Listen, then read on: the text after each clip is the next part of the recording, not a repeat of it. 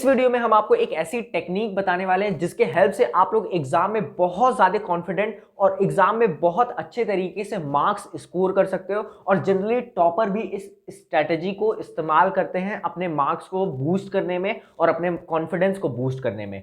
तो स्वागत है आप लोगों का लीडरशिप जेई यूट्यूब चैनल पे और मेरा नाम है देवांश मिश्रा और हम आप लोगों को ये टेक्निक बताने वाले हैं जिससे आप अपने मार्क्स स्कोर कर सकते हो, बूस्ट कर सकते हो और कॉन्फिडेंट फील कर सकते हो एग्जामिनेशन हॉल। तो आप लोगों को भी पता होगा कि जेई मेंस के एग्जाम जल्दी आने वाले हैं, इसके बाद जेई एडवांस के भी एग्जाम होंगे और नीट के भी एग्जाम्स होंगे, यहां तक कि बोर्ड्स के भी एग्जाम आने वाले हैं और बहुत सारे कॉम्पिटिटिव एग्जाम के लिए। जनरली ये टेक्निक केवल जेई के बच्चों के लिए है, ये नीट के बच्चों के लिए फोकस नहीं है, बट इस टेक्निक को यूज करके कोई भी बच्चा जो कि किसी भी कॉम्पिटिटिव एग्जाम की प्रिपरेशन कर रहा है वो अपने मार्क्स को बूस्ट कर सकता है। तो जल्दी से हम लोग टाइम वेस्ट नहीं करेंगे और टेक्निक पे आएंगे कि ये टेक्निक, इस टेक्निक का नाम तो कोई नहीं है बट इस टेक्निक को हम बोल सकते हैं ये मेरी टेक्निक है। बट काफी ज्यादा लोग इस टेक्निक को यूज करते हैं और बहुत अच्छे अच्छे टीचर भी बच्चों को एडवाइस करते हैं इस टेक्निक को, जिससे वो बच्चा अपना मार्क्स बूस्ट कर सके। तो आप लोगों को क्या करना है इस टेक्निक में, तो ध्यान से सुनिएगा। जैसे मान लेते हैं आप लोगों को इस टेक्निक को हर चैप्टर पे अप्लाई करना होगा। एग्जांपल में लेते हैं, मान लेते हैं कि आपके पास कोई भी पर्टिकुलर चैप्टर है, तो जाहिर सी बात है अगर आपके पास कोई चैप्टर है तो पर्टिकुलर उस चैप्टर में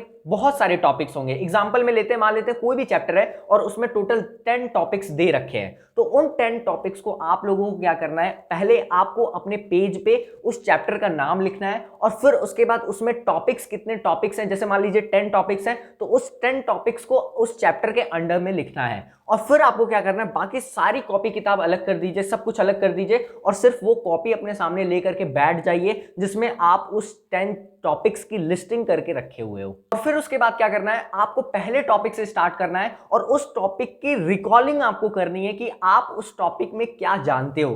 क्या आपको उसके फॉर्मूले याद है, क्या आपको उसके कॉन्सेप्ट्स याद है, क्या उसके आपको एप्लीकेशंस याद है, क्या आपको उस पे बनने वाले कुछ अच्छे अच्छे क्वेश्चंस आपके दिमाग में घूम रहे हैं, क्या उस टॉपिक पे जो एग्जांपल्स हैं वो आपको अच्छे तरीके से रिकॉल हो रहे हैं कि नहीं हो रहे हैं। तो उस टॉपिक पे आपको जितनी भी थ्योरीज आपने पढ़ी है, जितने भी आपने उस टॉपिक पे रिसर्च करके रखी हुई है, उसको आपको खुद से अपने आप को रिकॉल कराना है। एग्जांपल में लेते हैं कि पोटेंशियोमीटर है, तो पोटेंशियोमीटर के फॉर्मूलेस जितने भी हैं, पोटेंशियोमीटर का पूरा डायग्राम आपके सामने छप के आ जाना चाहिए आंख के सामने। और अपने पास आप एक कॉपी पेन भी रखिए जहां पे अगर कोई भी टॉपिक आए तो उसका जल्दी जल्दी से डायग्राम आप ड्रॉ कर दो और उसके फॉर्मूलेस जल्दी जल्दी से आप लिख लो। इसको कहते हैं रिकॉलिंग टेक्निक। तो आपको क्या करना है, आप पहले टॉपिक का किए, उसी तरीके से दूसरा टॉपिक आपको रिकॉल करना है कि वो दूसरे टॉपिक में क्या क्या फॉर्मूलेस थे, क्या क्या कॉन्सेप्ट थे, अगर कोई डायग्राम था तो वो क्या डायग्राम था, उसके एप्लीकेशंस क्या क्या थे। इस तरह करते करते आपको 10 टॉपिक को अपने आप से रिकॉल करना है और अपने आप को एक्सप्लेन करना है, जैसे बिल्कुल सेम एज इट इज जैसे टीचर आपको क्लास में वो टॉपिक एक्सप्लेन किया होता है, वैसे ही आपको वो टॉपिक अपने आप को एक्सप्लेन करनी है।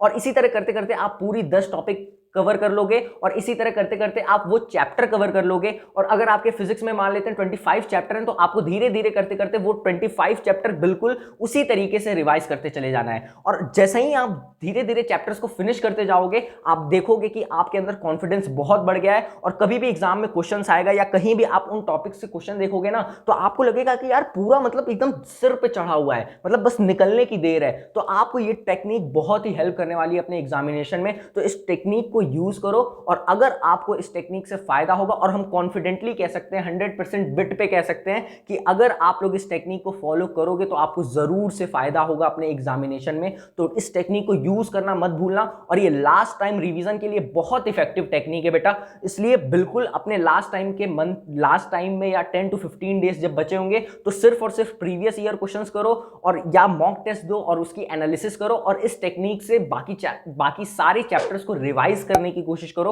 और हम गारंटी से बोल सकते हैं कि आपको अपने एग्जामिनेशन हॉल में बहुत ज्यादा कॉन्फिडेंट फील होगा और आपके मार्क्स बहुत अच्छे तरीके से एग्जामिनेशन में बूस्ट होंगे, मेरी इस बात की गारंटी है। तो अगर आपको ये टेक्निक अच्छी लगी और आपको फायदा हो रहा है तो कमेंट जरूर करना यार, क्योंकि मेरा भी मोटिवेशन आप लोगों, अगर आप लोग कमेंट करोगे, वीडियो को लाइक करोगे और दोस्तों के साथ शेयर करोगे तो हमें भी बहुत हेल्प मिलती है। और हम कोशिश अपनी लगातार कर रहे हैं कि हम क्वालिटी कंटेंट आप लोग के लिए लेके आते रहें। तो प्लीज अपना सपोर्ट दिखाओ। मिलते हैं तब तक के लिए अगले वीडियो में, बाय।